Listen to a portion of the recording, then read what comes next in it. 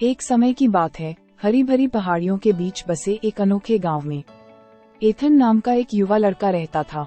Ethan एक कल्पनाशील और साहसी बच्चा था जिसे गेम खेलना और अपने आसपास की दुनिया की खोज करना बहुत पसंद था। एक धूप भरी दोपहर में अपने दादा दादी के घर की अटारी की खोज करते समय उसकी नजर एक धूल भरे पुराने बक्से पर पड़ी।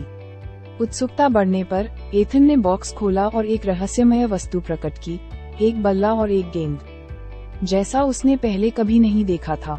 बल्ला पॉलिश की हुई लकड़ी से बना था, जिस पर प्राचीन प्रतीकों की बारीक नक्काशी की गई थी, और गेंद एक नर्म, अलौकिक रोशनी से चमकती हुई प्रतीत होती थी।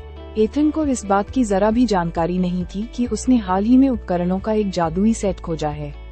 अपनी खोज से उत्साहित होकर एथन बाहर गांव के चौराहे की ओर भागा, जहां उसके दोस्त अक्सर खेलने के लिए इकट्ठा होते थे।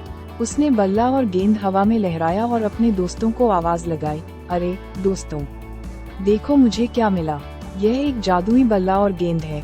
उसके दोस्त चारों ओर इकट्ठे हो गए, उनकी आंखें विस्मय और जिज्ञासा से चौड़ी हो गईं। उन्होंने मंत्रमुग्ध वस्तुओं के बारे में कहानियां सुनी थीं, और उसके साथ खेलने की संभावना ने उन्हें उत्साह से भर दिया। एथन ने बताया कि बल्ले और गेंद में रहस्यमय शक्तियां हैं, जो किसी भी सामान्य खेल को असाधारण रोमांच में बदलने में सक्षम है। जादुई उपकरण का परीक्षण करने के लिए उत्सुक उन्होंने बल्ले और गेंद का खेल खेलने का फैसला किया, लेकिन एक बदलाव के साथ। जैसे ही एथन ने मंत्रमुग्ध बल्ले से गेंद पर वार किया, उनके सामने एक जीवंत पोर्टल खड़ा हो गया। बिना किसी हिचकिचाहट के बच्चों ने पोर्टल में कदम रखा। उनके दिल प्रत्याशा से धड़क रहे थे। वे आश्चर्यचकित रह गए जब उन्होंने खुद को ऊंचे पेड़ों, चमचमाती नदियों और अजीबोगरीब जीवों से भरी एक हरी भरी काल्पनिक दुनिया में पाया। हवा आश्चर्य और जादू की भावना से भरी हुई थी। यह ऐसा था मानो वे अपने बेतहाशा सपनों से एक दायरे में प्रवेश कर गए हों। इस असाधारण भूमि पर बल्ले और गेंद में अकल्पनीय शक्तियां थीं।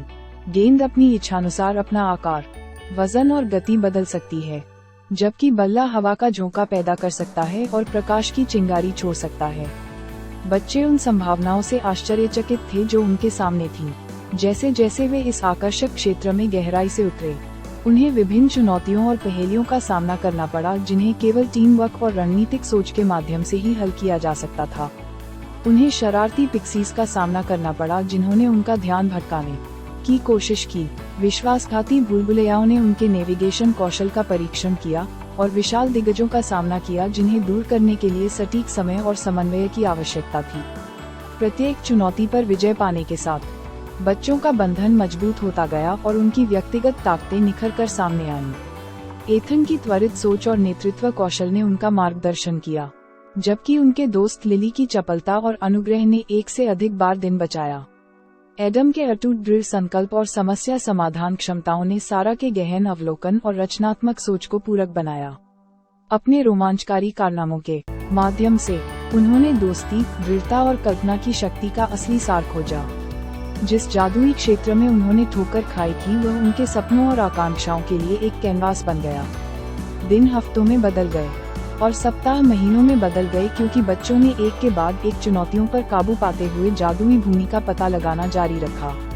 उनका सामना परोपकारी प्राणियों से हुआ, जिन्होंने ज्ञान साझा किया और उन्हें जादुई उपहार दिए, जिससे उनकी क्षमताएं और बढ़ गईं।